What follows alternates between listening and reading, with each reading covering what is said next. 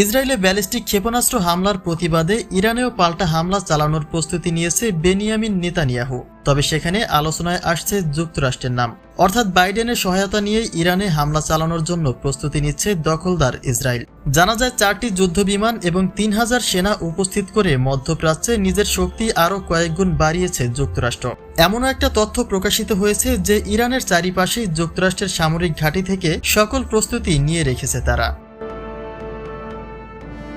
Times of ইসরায়েলের এক প্রতিবেদন সূত্রে জানা গেছে, গতকাল শনিবার ইসরায়েলের প্রধানমন্ত্রী বলেছেন পাল্টা হামলা চালানোর অধিকার ইসরায়েলের রয়েছে এবং অতি দ্রুতই এটি করা হবে। তেল আবিবে অবস্থিত কিরিয়া সামরিক সদর দপ্তরে নেতানিয়াহু বলেন, বিশ্বের কোনো দেশই তার শহর এবং নাগরিকদের উপরে ইরানের এমন হামলা মেনে নেবে না, সুতরাং ইসরায়েল কেন তার ব্যতিক্রম হবে।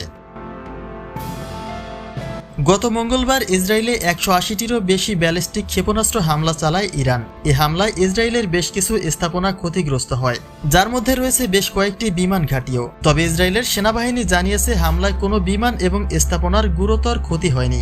হামলার পরেও ইসরায়েলের বিমান বাহিনী তাদের কার্যক্রম পুরোদমে পরিচালনা করার সক্ষমতা রয়েছে।